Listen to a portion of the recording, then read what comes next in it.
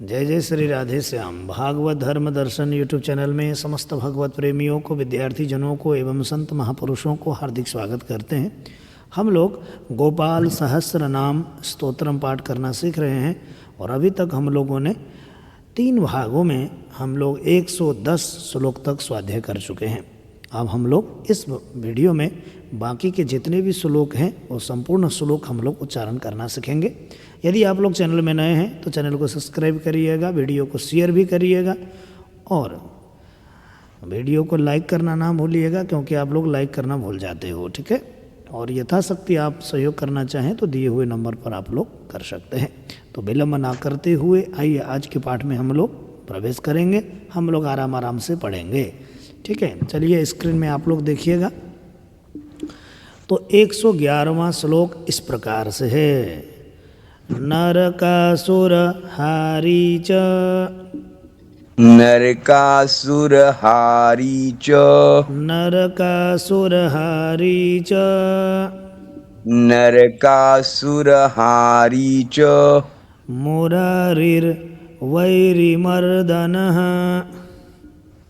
मुरारिर्वैरिमर्दनः, नरकासुर हारी च मुरारिर्वैरिमर्दनः, नरकासुर हारी च, मुरारिर्वैरिमर्दनः, आदितेय प्रियो दैत्य,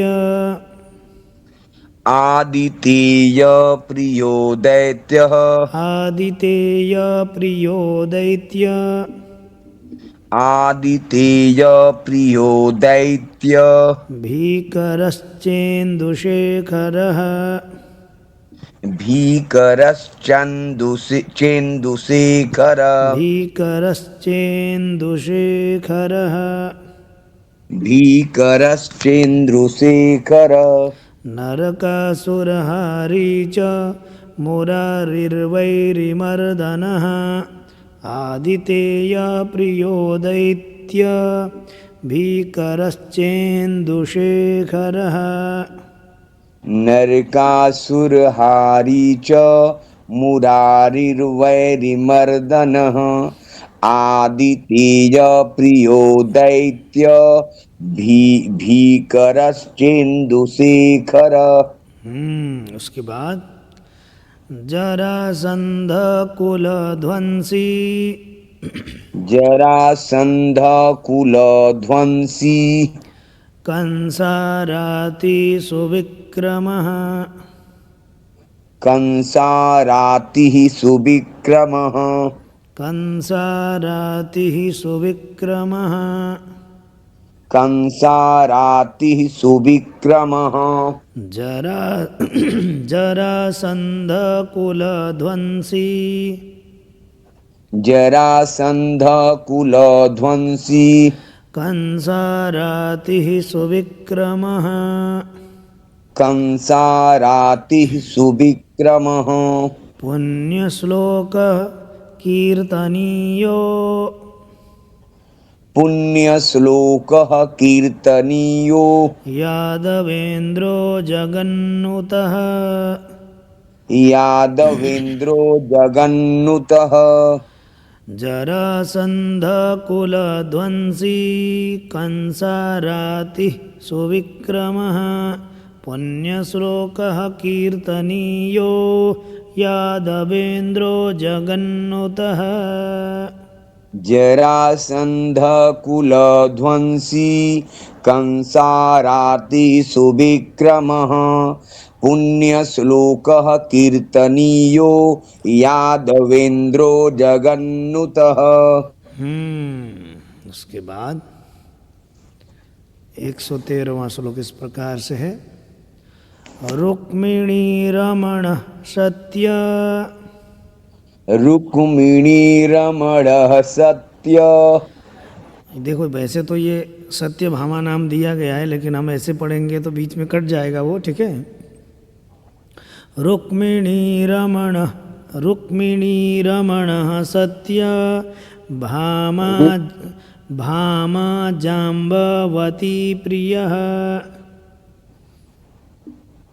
रुक्मिणीरमणः सत्य भामा जाम्बवती प्रियः। अब कंटिन्यू में पढ़ेंगे तो ऐसा होगा, रुक्मिणी रमण सत्यभामा जाम्बवती प्रिय हो जाएगा, ठीक है। लेकिन हमको यहाँ रुकना है, रुक्मिणी रमण सत्य भामा जाम्बवती प्रिय।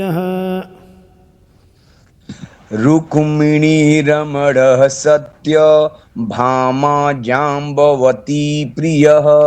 मित्रविन्दा नाग्नजीति, मित्रबिन्दा नाग्नजिति। हाँ नाग्नजीति करके ती को दीर्घ करना, मित्रबिन्दा नाग्नजिति। लक्ष्मण लक्ष्मणा समुपासितः, लक्ष्मणा समुपासितः। लक्ष्मणा समुपासितः, लक्ष्मणा समुपासितः। रुक्मिणी रमणः सत्य भामा जाम्बवती प्रियः, मित्रविन्दा नाग्नजीति लक्ष्मणा समुपासितः। रुक्मिणीरमणः सत्य भामा जाम्बवती प्रियः, मित्रबिन्दा नाग्नजिति लक्ष्मणा समुपासितः। सुधाकरकुले जातो, सुधाकरकुले जातो। हाँ अब जातो करके कर सकते हो, फिर ये वैसे अनंत प्रबल विक्रम हो जाएगा, ठीक है।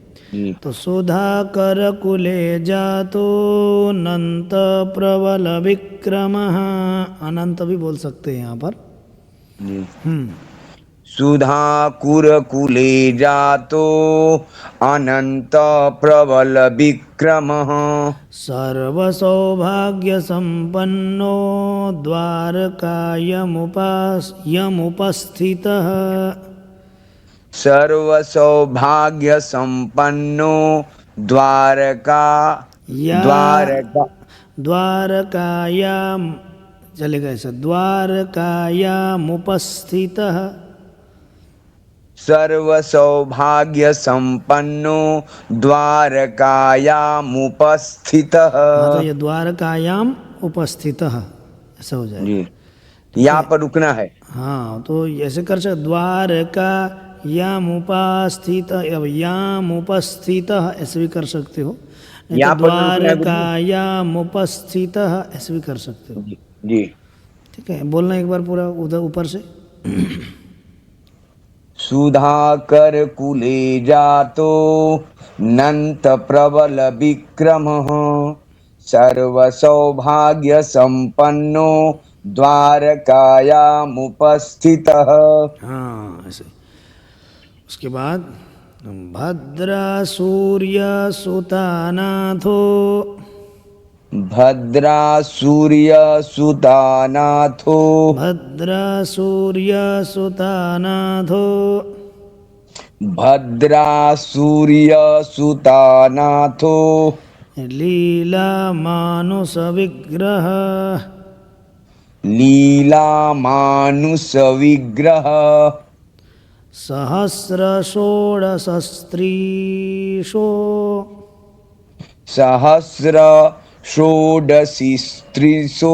षोडश स्त्रीषु भी कर सकते, नहीं तो षोडशस्त्रीषु ऐसा करना। सहस्र षोडश स्त्रीषु। तो भोगमोक्षैकदायकः, भोगमोक्षैकदायकः। भद्रसूर्यसुतानाथो,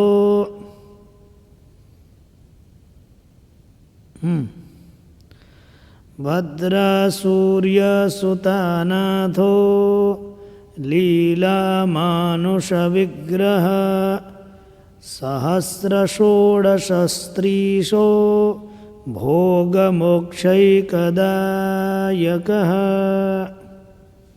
बोलिए, क्या हो गया, लाइन कट गया क्या? तो भद्रा आवाज सूर्य नहीं आ रही। सुतानाथो लीला मानुष विग्रह सहस्र षोडशस्त्रीशो भोग मोक्षैकदायकः। बोलिए, भद्रा सूर्य सुतानाथो लीला मानुष विग्रह सहस्र षोडशस्त्रीशो भोग मोक्षैकदायकः। बोलना, बोलिएगा श्रीनिवास जी, क्या हो गया? आवाज आ रही है? आ रही है। भद्रा सूर्य सुतानाथो लीला मानुष विग्रह सहस्र षोडशस्त्रीशो भोग मोक्षैकदायक।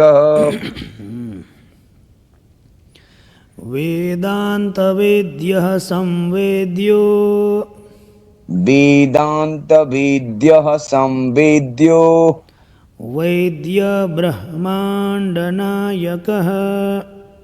वैद्य ब्रह्मांड नायकः गोवर्धन धरो नाथः गोवर्धनधरो नाथः सर्वजीवदयापरः।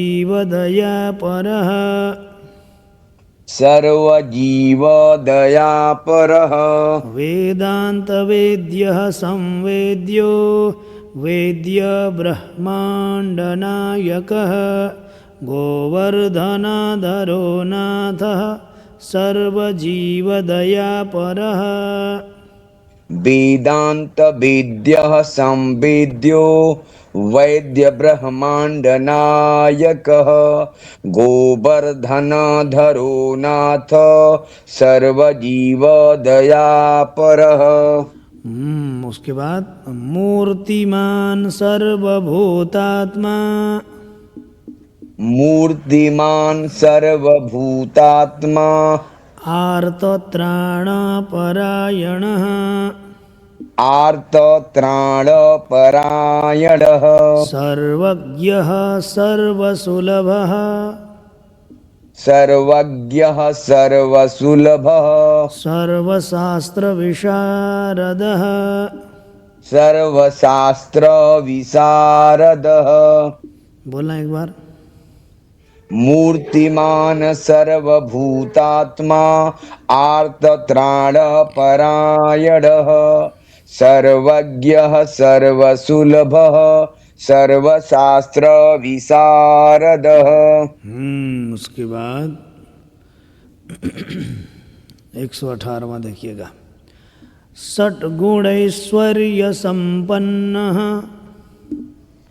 षड्गुणैश्वर्य संपन्नः पूर्णकामो धुरन्धरः पूर्णकामो धुरन्धरः महानुभावः कैवल्य महानुभावः कैवल्य दायको लोकनायकः दायको लोकनायकः। षट्गुणैश्वर्य संपन्नः पूर्णकामो धुरन्धरः महानुभावः कैवल्य दायको लोकनायकः। षड्गुणैश्वर्य संपन्नः पूर्णकामो धुरन्धरः महानुभावः कैवल्य दायको लोकनायकः। उसके बाद 119वां श्लोक।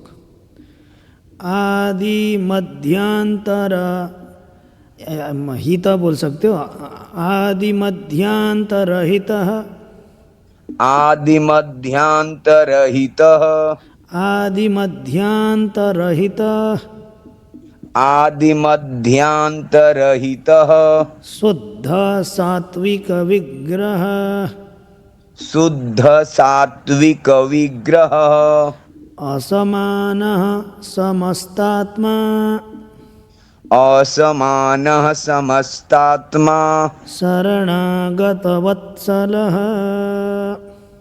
शरणागतवत्सलः आदिमध्यान्तरहितः शुद्धसात्विकविग्रहः असमानः समस्तात्मा शरणागतवत्सलः आदिमध्यांतरहितः शुद्ध सात्विक विग्रह असमानः समस्तात्मा शरणागत वत्सलः। उसके बाद उत्पत्ति स्थिति संहार उत्पत्ति स्थिति संहार उत्पत्ति स्थिति संहार उत्पत्ति स्थिति संहार थीति हाँ उत्पत्ति स्थिति संहार कारणं सर्वकारणं कारणं सर्वकारणं गंभीरः सर्वभावज्ञः गंभीरः सर्वभावज्ञः सच्चिदानन्दविग्रहः सच्चिदानन्दविग्रह उत्पत्तिस्थिति संहार कारणं सर्वकारणं गंभीरः सर्वभावज्ञः सच्चिदानन्दविग्रहः उत्पत्ति स्थिति संहार कारणं सर्वकारणं गंभीरः सर्वभावज्ञः सच्चिदानंद विग्रह।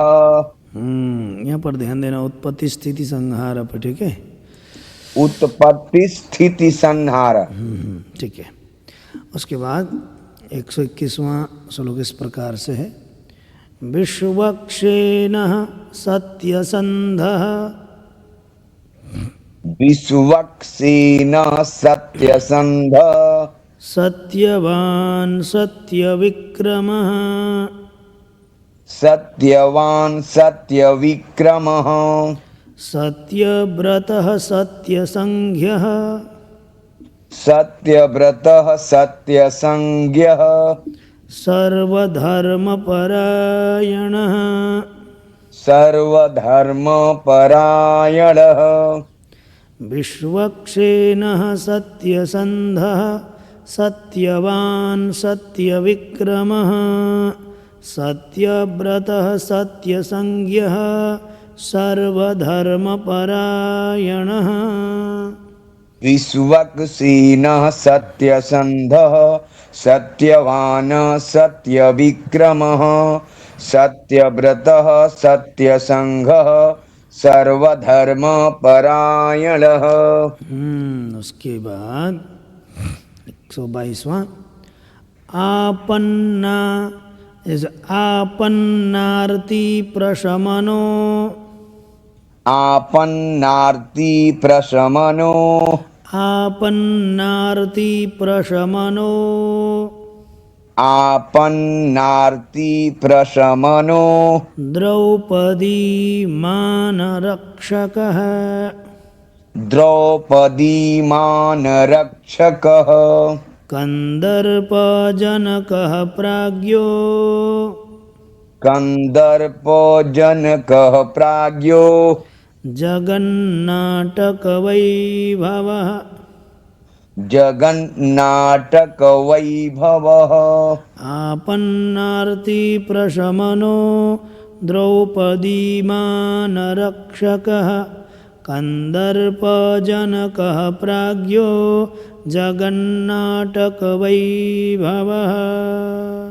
आपन्नार्ति प्रशमनो द्रौपदी मानरक्षकः कन्दर्पजनकः प्राज्ञो जगन्नाटकवैभवः भक्तिवश्यो गुणातीतः भक्तिवश्यो गुणातीतो भक्तिवश्यो गुणातीतः भक्तिवश्यो गुणातीत सर्वैश्वर्यप्रदायकः सर्वैश्वर्यप्रदायकः दमघोषश्रुतद्वेषी दमघोषसुतद्वेषी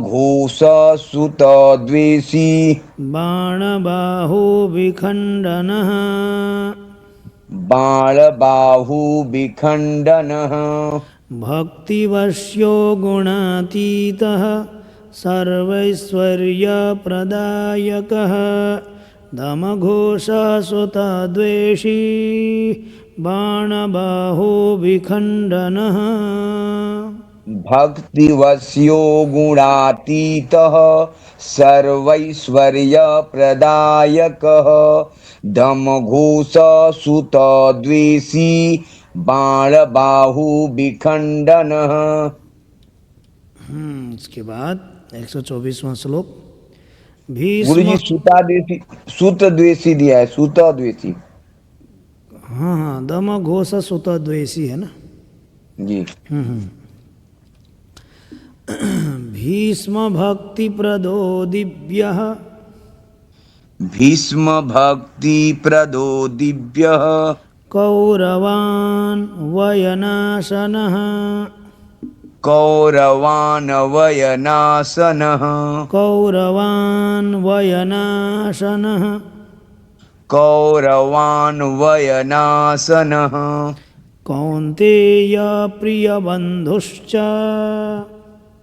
कौन्तेय प्रियबन्धुश्च कौन्तेय प्रियबन्धुश्च कौन्तेय प्रियबन्धुश्च पार्थस्यन्दनसारथि पार्थस्यन्दनसारथिः पार्थस्यन्दनसारथिः।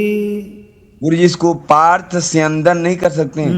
दन नहीं करेंगे ना, हलंत नहीं है ना। पार्थ स्यंदन, स्यंदन माने रथ हो जाएगा। हाँ तो वो पार्श ऐसे हो ना, पार्थस्यन्दन सारथि। पार्थस यंदन सारथी थी। ठीक है, तो उसको दन करके नहीं करना है। भीष्म भक्ति प्रदो दिव्यः। गुरु जी पार्थ अलग हो जाएगा, स्यंदन अलग हो जाएगा। स्यंदन माने रथ। हाँ हाँ वही तो पार्थ पार्थ अलग कर स्यंदन सारथी ऐसे कर सकते हो। पार्थ स्यंदन सारथी नहीं कर सकती। हाँ वो बात तो एक ही है ना। भीष्म भक्ति प्रदो दिव्यः कौरवान् वयनाशनः कौन्तेय प्रियबन्धुश्च पार्थस्यन्दन सारथिः। भीष्म भक्ति प्रदो दिव्यः कौरवान् वयनाशनः कौन्तेय प्रियबन्धुश्च पार्थस्यन्दन सारथिः। उसके बाद नारसिंहो महावीरः नारसिंहो महावीरः नारसिंहो महावीरः नारसिंहो महावीरः स्तम्भजातो महाबलः स्तम्भजातो महाबलः स्तम्भजातो महाबलः स्तम्भजातो महाबलः प्रह्लादवरदः सत्यो प्रह्लादवरदः सत्यो देवपूज्यो भयङ्करः देवपूज्यो भयङ्करः। तो नारसिंहो महावीरः स्तम्भजातो महाबलः प्रह्लादवरदः सत्यो देवपूज्यो भयङ्करः। नारसिंहो महावीरः स्तम्भजातो महाबलः प्रह्लादवरदः सत्यो देवपूज्यो भयङ्करः। उसके बाद मेरा गला चढ़ गया है ना। उपेन्द्रः इन्द्रावरजो उपेन्द्र इंद्रावरजो वामनो बलिबन्धनः वामनो बलिबन्धनः उपेन्द्र इन्द्रावरजो वामनो बलिबन्धनः उपेन्द्र इंद्रावरजो वामनो बलिबन्धनः गजेन्द्रवरदः स्वामी गजेन्द्रवरदः स्वामी सर्वदेव नमस्कृतः सर्वदेव नमस्कृतः उपेन्द्र इन्द्रावरजो वामनो बलिबन्धनः गजेन्द्रवरदः स्वामी सर्वदेव नमस्कृतः उपेन्द्रः इन्द्रावरजो वामनो बलिबन्धनः गजेन्द्रवरदः स्वामी सर्वदेव नमस्कृतः। उसके बाद शेषपर्यङ्कशयनो शेषपर्यङ्कशयनो शेषपर्यङ्कशयनो शेषपर्यङ्कशयनो वैनतेयरथो जयी वैनतेयरथो जयी अव्याहतबलैश्वर्य अव्याहतबलैश्वर्य अव्याहतबलैश्वर्य अव्याहतबलैश्वर्य सम्पन्नः पूर्णमानसः सम्पन्नः पूर्णमानसः। बोलना एक बार। शेषपर्यङ्कशयनो वैनतेयरथो जयी अव्याहतबलैश्वर्य सम्पन्नः पूर्णमानसः।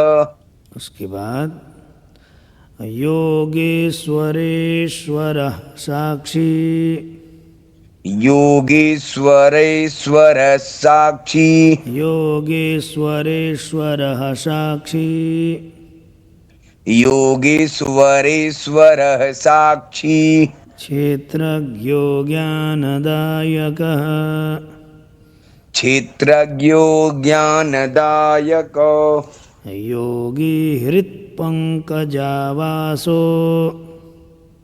योगी हृतपङ्कजावासो योगी हृत्पङ्कजावासो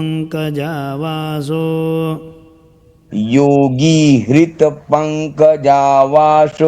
योगमाया समन्वितः योगमाया समन्वितः योगेश्वरेश्वरः साक्षी क्षेत्रज्ञो ज्ञानदायकः योगी हृत्पङ्कजावासो योगमाया समन्वितः योगेश्वरेश्वरः साक्षी क्षेत्रज्ञो ज्ञानदायकः योगी हृतपङ्कजावासो योगमाया समन्वितः नादबिन्दुकलातीतस् नादबिन्दुकलातीतस् नादबिन्दुकलातीतस्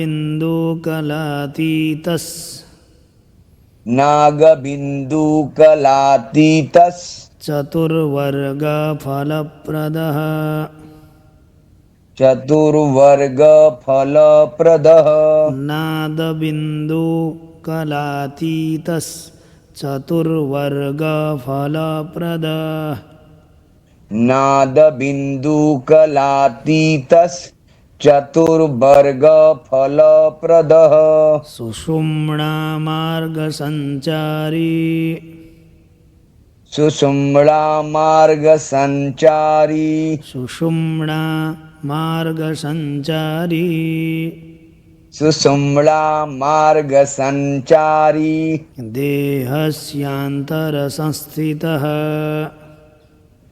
देहस्यान्तर संस्थितः नादबिन्दुकलातीतश्चतुर्वर्गफलप्रदः सुषुम्णामार्गसञ्चारी देहस्यान्तरसंस्थितः। नादबिन्दुकलातीतश्चतुर्वर्गफलप्रदः सुषुम्णामार्गसञ्चारी देहस्यान्तर संस्थितः। उसके बाद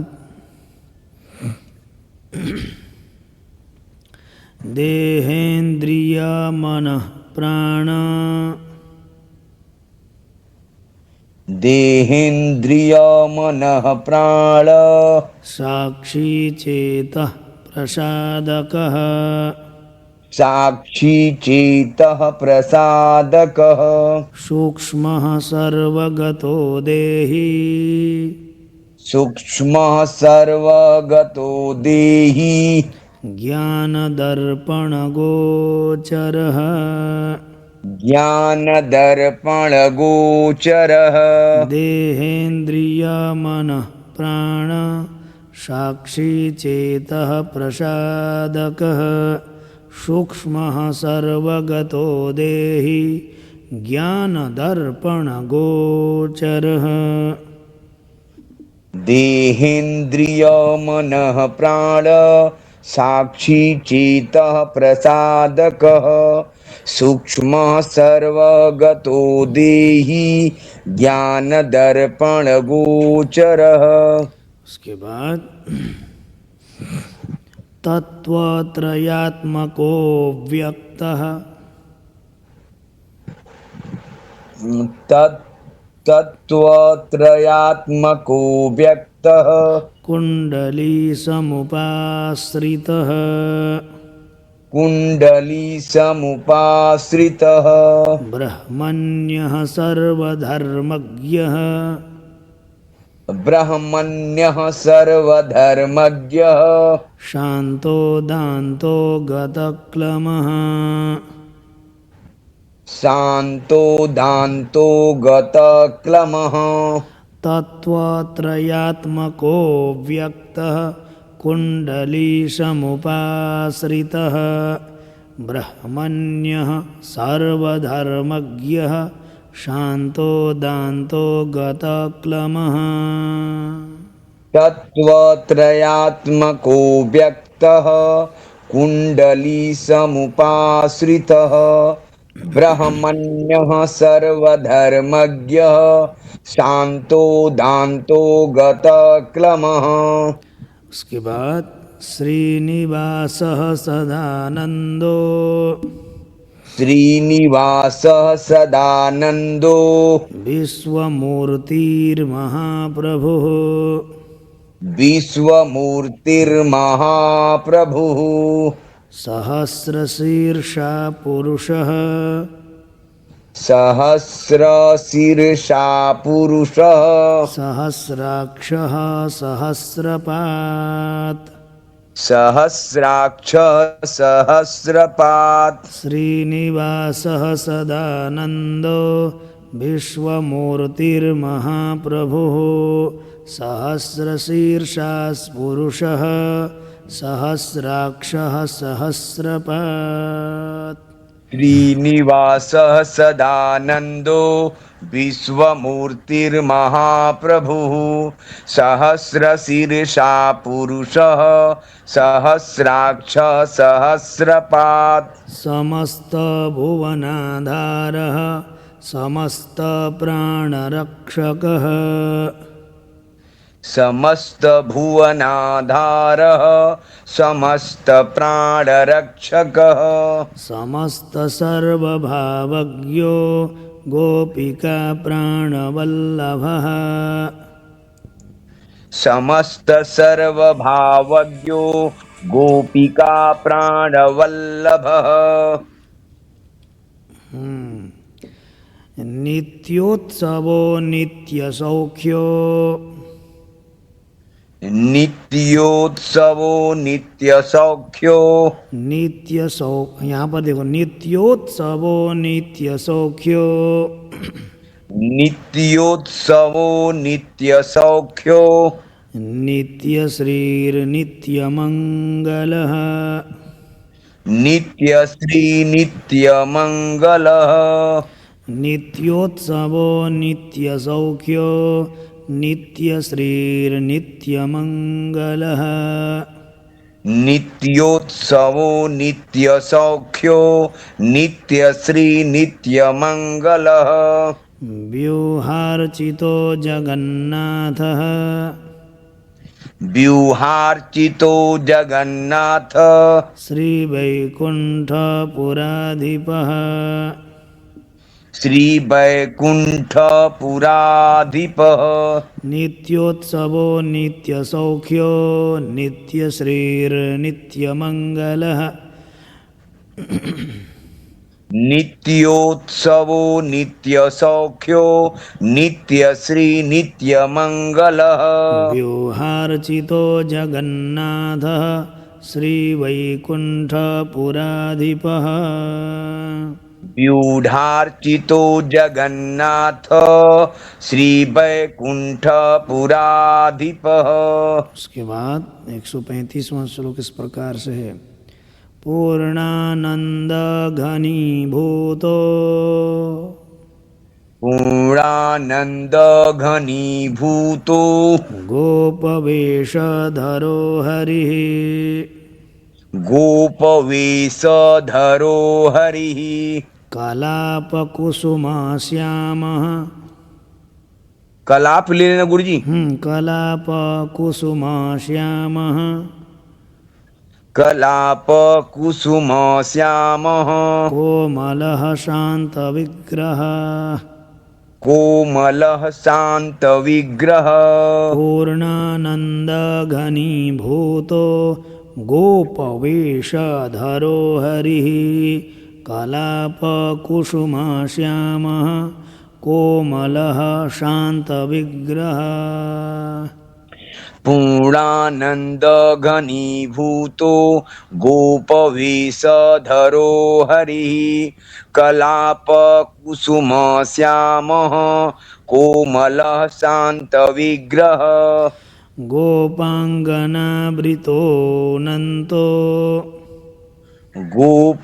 गोपांगनावृतो नन्तो। गोपाङ्गनावृतो नन्तो, गोपांगनावृतो नन्तो। वृन्दावनसमाश्रयः, वृंदावन समाश्रयः। गोपाङ्गनावृतो नन्तो, वृन्दावनसमाश्रयः। गोपांगनावृतो नन्तो वृंदावन समाश्रयः। वेणुवादरतः श्रेष्ठो देवानां हितकारकः, वेणुवादरतः श्रेष्ठो देवानां हितकारकः।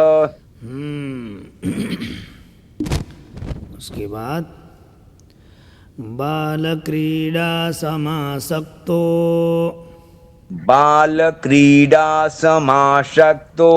नवनीतस्य तस्करः, नवनीतस्य तस्करः। गोपालकामिनी जारस्, गोपालकामिनी जारस्। चोरजारशिखामणिः, चोरजारशिखामणिः। बालक्रीडा समासक्तो नवनीतस्य तस्करः, गोपालकामिनी जारस् चोरजारशिखामणिः। बालक्रीडा समासक्तो नवनीतस्य तस्करः, गोपालकामिनी जारस् चूर जार शिखामणिः परञ्ज्योतिः पराकाशः परं ज्योतिः पराकाशः परावासः परिस्फुटः परावासः परिस्फुटः अष्टादशाक्षरो मन्त्रो अष्टादशाक्षरो मंत्रो व्यापको लोकपावनः व्यापको लोकपावनः परं ज्योतिः पराकाशः परावासः परिस्फुटः अष्टादशाक्षरो मन्त्रो व्यापको लोकपावनः परं ज्योतिः पराकाशः परावासः परिस्फुटः अष्टादशाक्षरो मंत्रो व्यापको लोकपावनः सप्तकोटिमहामन्त्र सप्तकोटि महामंत्र शेखरो देवशेखरः शेखरो देवशेखरः विज्ञानज्ञानसन्धानस् विज्ञान ज्ञान संधानस् तेजोराशिर्जगत्पतिः तेजो राशिर्जगत्पतिः सप्तकोटिमहामन्त्र शेखरो देवशेखरः विज्ञानज्ञानसन्धानस् तेजोराशिर्जगत्पतिः सप्तकोटि महामंत्र शेखरो देवशेखरः विज्ञान ज्ञान संधानस् तेजो राशिर्जगत्पतिः भक्तलोकप्रसन्नात्मा भक्तलोक प्रसन्नात्मा भक्तमन्दारविग्रह भक्त मंदार विग्रह भक्तदारिद्र्यदमनो भक्त दारिद्र्य दमनो भक्तानां प्रीतिदायकः भक्तानां प्रीतिदायकः भक्तलोकप्रसन्नात्मा भक्तमन्दारविग्रह भक्तदारिद्र्यदमनो भक्तानां प्रीतिदायकः भक्तलोक प्रसन्नात्मा भक्त मंदार विग्रह भक्त दारिद्र्य दमनो भक्तानां प्रीतिदायकः। उसके बाद 141वां श्लोक भक्ताधीनमनः पूज्यो भक्ताधीन मना पूज्यो भक्तलोकशिवङ्करः भक्तलोक शिवङ्करः भक्ताभीष्टप्रदः सर्व भक्ताभीष्टप्रद सर्व भक्ताघौघनृकन्तनः भक्ताघौघ निकृन्ततः नृकृन्तनः निकृन्ततः तनः निकृन्तनः भक्ताभीष्टप्रदः सर्व भक्ताघौघनृकृन्तनः भक्ताभीष्टप्रद सर्व भक्ताघौघ निकृन्तनः। तो भक्ताधीनमनः पूज्यो भक्तलोकशिवङ्करः भक्ताभीष्टप्रदः सर्व भक्ताघौघनृकृन्तनः भक्ताधीन मनः पूज्यो भक्तलोक शिवङ्करः भक्ताभीष्टप्रद सर्व भक्ताघौघ निकृन्तनः। अपार करुणा सिंधुर अपार करुणा सिंधुर भगवान भक्त तत्परः भगवान भक्त तत्परः। अपार एक करुणा सिंधुर भगवान भक्त तत्परः अपार करुणा सिंधुर भगवान भक्त तत्परः।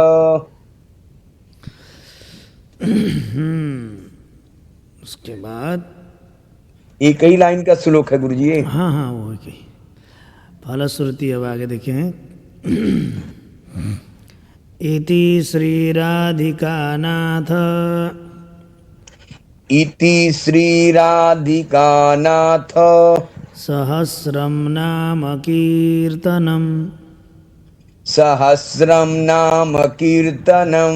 इति श्री राधिकानाथ सहस्रम नाम कीर्तनम इति श्री राधिकानाथ सहस्रम नाम कीर्तनम।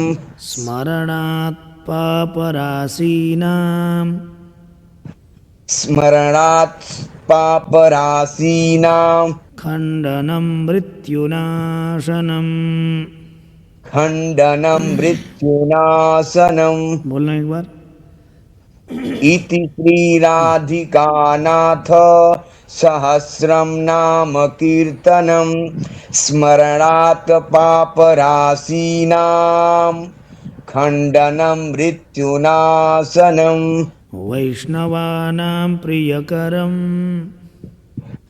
वैश्रवानाम प्रियकरम वैष्णवानां प्रियकरम् वैश्रवानां प्रियकरम महारोगनिवारणम् महारोग निवारणम ब्रह्महत्यासुरापानम् ब्रह्महत्यासुरापानम परस्त्रीगमनं तथा परस्त्रीगमनं तथा वैष्णवानां प्रियकरं महारोगनिवारणं ब्रह्महत्यासुरापानं परस्त्रीगमनं तथा वैश्रवानां प्रियकरं महारोग निवारणं ब्रह्महत्यासुरापानं परस्त्रीगमनं तथा। उसके बाद परद्रव्यापहरणं परद्रव्यापहरणं परद्वेषसमन्वितं परद्वेषसमन्वितं मानसं वाचिकं कायं मानसं वाचिकं कायं यत् पापं पापसंभवम् यत् पापं पापसंभवम् परद्रव्यापहरणं परद्वेषसमन्वितं मानसं वाचिकं कायं यत् पापं पापसंभवम् परद्रव्यापहरणं परद्वेषसमन्वितं मानसं वाचिकं कायं यत् पापं पापसंभवम् सहस्रनाम पठनात् सहस्रनाम पठनात् सर्वं नश्यति तत्क्षणात् सर्वं नश्यति तत्क्षणात् महादारिद्र्ययुक्तो यो महादारिद्र्ययुक्तो यो वैष्णवो विष्णुभक्तिमान् वैष्णवो विष्णुभक्तिमान् सहस्रनाम पठनात् सर्वं नश्यति तत्क्षणात् महादारिद्र्ययुक्तो यो वैष्णवो विष्णुभक्तिमान् सहस्रनाम पठनात् सर्वं नश्यति तत्क्षणात् महादारिद्र्ययुक्तो यो वैश्रवो विष्णु भक्तिमान। गुरु जी तत्क्षणात बोलेंगे कि तत्क? हाँ, तत्क्षणात। तत् त के बाद क्ष, छ बोलेंगे, छ नहीं क्ष, बोलेंगे। हाँ, तत् पहले आदतों को ले लेना, फिर क्षणात बोलना है। तत्क्षणात हाँ हाँ। को का का साउंड नहीं देना है। क का साउंड उतना नहीं देना है, क्षणात मतलब मूर्धन्य न सकर का साउंड दे देना है ना। जी, तत्क्षणात। तो कार्तिक, हाँ, कार्तिक्याम संपठेद्रात्रौ कार्तिक्याम संपठेद्रात्रौ शतमष्टोत्तरं क्रमात् शतमष्टोत्तरं क्रमात् पीताम्बरधरो धीमान् पीताम्बरधरो धीमान् सुगन्धि पुष्पचन्दनैः सुगन्धि पुष्पचन्दनैः कार्तिक्यां सम्पठेद्रात्रौ शतमष्टोत्तरं क्रमात् पीताम्बरधरो धीमान् सुगन्धि पुष्पचन्दनैः कार्तिक्यां संपठेद्रात्रौ शतमष्टोत्तरं क्रमात् पीताम्बरधरो धीमान् सुगन्धि पुष्पचन्दनैः पुस्तकं पूजयित्वा तु पुस्तकं पूजयित्वा तु नैवेद्यादिभिरेव च नैवेद्यादिभिरेव च राधाध्यानाङ्कितो धीरो राधाध्यानाङ्कितो धीरो वनमाला विभूषितः वनमाला विभूषितः पुस्तकं पूजयित्वा तु नैवेद्यादिभिरेव च राधाध्यानाङ्कितो धीरो वनमाला विभूषितः पुस्तकं पूजयित्वा तु नैवेद्यादिभिरेव च राधाध्यानाङ्कितो धीरो वनमाला विभूषितः शतमष्टोत्तरं देवी शतमष्टोत्तरं देवी पठेन्नाम सहस्रकम् पठेन्नाम सहस्रकम् तुलसीमालया युक्तो तुलसीमालया युक्तो वैष्णवो भक्तितत्परः वैष्णवो भक्तितत्परः शतमष्टोत्तरं देवी पठेन्नाम सहस्रकं तुलसीमालया युक्तो वैष्णव्यो भक्तितत्परः शतमष्टोत्तरं देवी पठेन्नाम सहस्रकं तुलसीमालया युक्तो वैष्णवो भक्तितत्परः रविवारे च शुक्रे च द्वादश्यां श्राद्धवासरे ब्राह्मण आधा आधा कर लो, ठीक है। रविवारे च शुक्रे च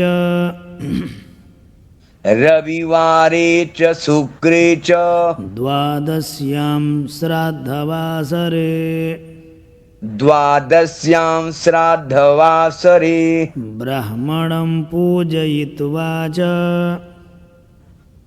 ब्राह्मणं पूजयित्वा च भोजयित्वा विधानतः भोजयित्वा विधानतः रविवारे च शुक्रे च द्वादश्यां श्राद्धवासरे ब्राह्मणं पूजयित्वा च भोजयित्वा विधानतः रविवारे च शुक्रे च द्वादश्यां श्राद्धवासरे ब्राह्मणं पूजयित्वा च भोजयित्वा विधानतः। यः पठेद् वैष्णवो नित्यं स याति हरिमन्दिरम्। यः पठेद् वैष्णवो नित्यं स याति हरिमन्दिरम्। कृष्णेनोक्तं राधिकायै। कृष्णेनोक्तं राधिकायै। कृष्णेनोक्तं राधिकायै। कृष्णेनोक्तं राधिकायै। मयि प्रोक्तं पुरा शिवे। मयि प्रोक्तं पुरा शिवे। यः पठेद् वैष्णवो नित्यं स याति हरिमन्दिरम्। कृष्णेनोक्तं राधिकायै मयि प्रोक्तं पुरा शिवे।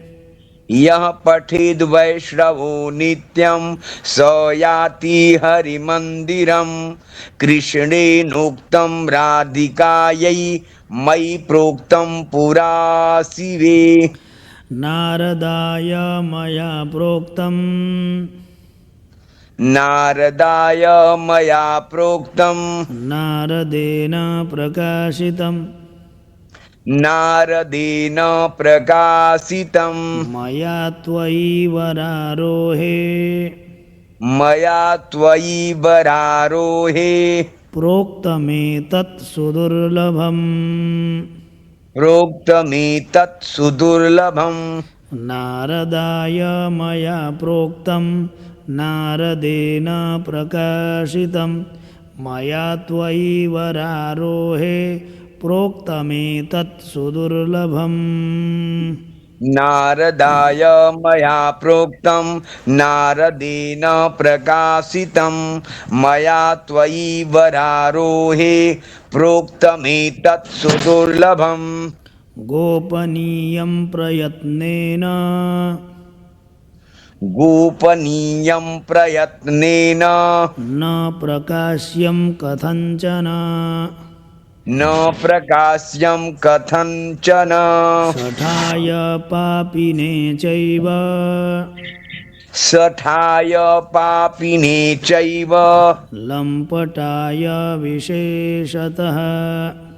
लम्पटाय विशेषतः। गोपनीयं प्रयत्नेन न प्रकाश्यं कथञ्चन। कथञ्चन करना है, ठीक है। शठाय पापिने चैव लम्पटाय विशेषतः। गोपनीयं प्रयत्नेन न प्रकाश्यं कथञ्चन। शठाय पापिने चैव लम्पटाय विशेषतः। न दातव्यं न दातव्यं न दातव्यं कदाचन।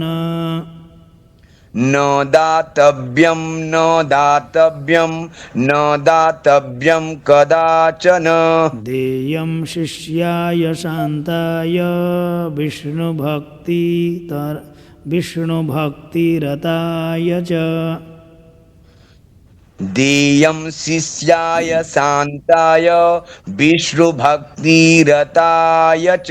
न दातव्यं न दातव्यं न दातव्यं कदाचन। देयं शिष्याय शान्ताय विष्णुभक्तिरताय च। न दातव्यं न दातव्यं न दातव्यं कदाचन। देयं शिष्याय शान्ताय विष्णुभक्तिरताय च। उसके बाद गोदान ब्रह्मयज्ञो।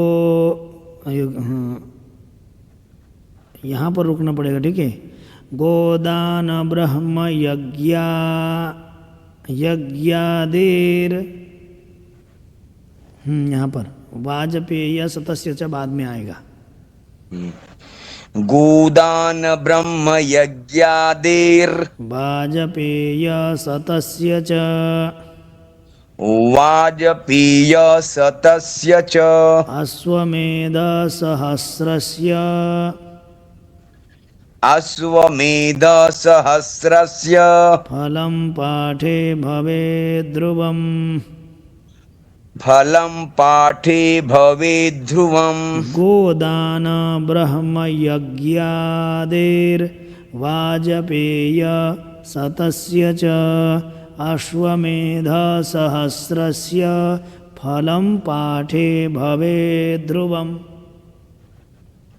गोदान ब्रह्मयज्ञादिर्वाजपेय शतस्य च अश्वमेधसहस्रस्य फलं पाठे भवेद् ध्रुवम् एकादश्यां नरः स्नात्वा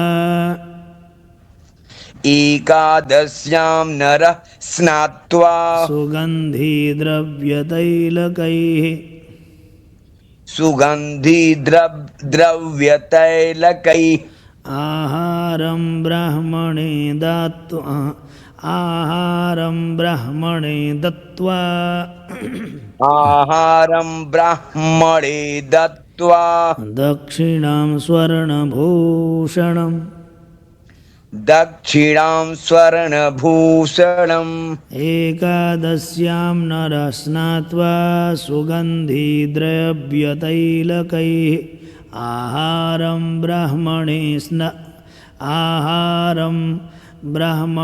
दत्त्वा दक्षिणां स्वर्णभूषणम् एकादश्यां नरः स्नात्वा सुगन्धिद्रव्यतैलकैः आहारं ब्राह्मणे दत्त्वा दक्षिणां स्वर्णभूषणम्। बहुत आँख दर्द करता है एकदम स्क्रीन में देखने से। जी हाँ, ततः आरंभ कर्तास्मात्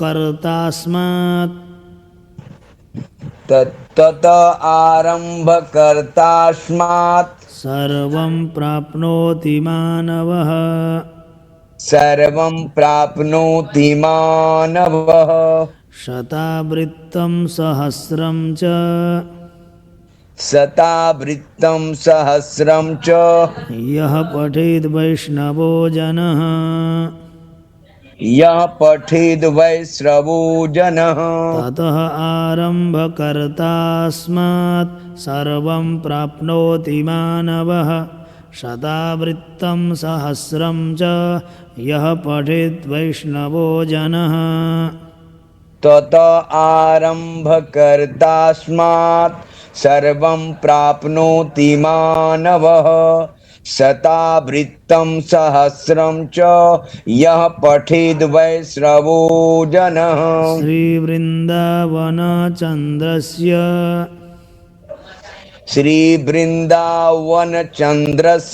प्रसादात् सर्वमाप्नुयात् प्रसादात् सर्वमाप्नुयात् यद्गृहे पुस्तकं देवी यद्गृहे पुस्तकं देवी यद्गृहे पुस्तकं देवी यद्गृहे पुस्तकं देवी पूजितं चैव तिष्ठति पूजितं चैव तिष्ठति श्रीवृन्दावनचन्द्रस्य प्रसादात् सर्वमाप्नुयात् यद्गृहे पुस्तकं देवी पूजितं चैव तिष्ठति श्रीवृन्दावनचन्द्रस्य प्रसादात् सर्वमाप्नुयात् यद्गृहे पुस्तकं देवी पूजितं चैव तिष्ठति न मारी न च दुर्भिक्षम् न मारी न च दुर्भिक्षं नोपसर्गभयं क्वचित् नोपसर्गभयं क्वचित् सर्पादिभूतयक्षाद्य सर्पादिभूतयक्षास्या नश्यन्ति नात्र संशयः नश्यन्ति नात्र संशयः न मारी न च दुर्भिक्षं नोपसर्गभयं भयं क्वचित् सर्पादिभूतयक्षाद्या नश्यन्ति नात्र संशयः। न मारी न च दुर्भिक्षं नोपसर्ग भयं क्वचित् सर्पादिभूतयक्षाद्या नश्यन्ति नात्र संशयः। श्रीगोपालो महादेवी वसेत् तस्य गृहे सदा।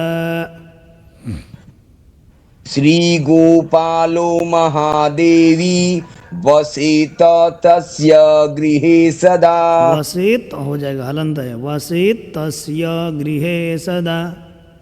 वसेत तस्य गृहे सदा। गृहे यत्र सहस्रं च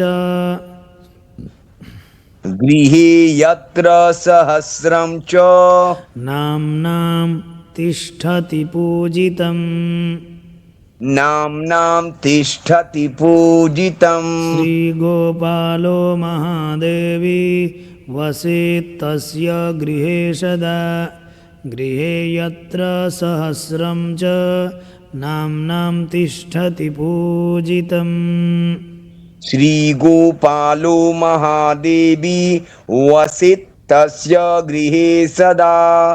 गृहे यत्र सहस्रं च नाम्नां तिष्ठति पूजितम्।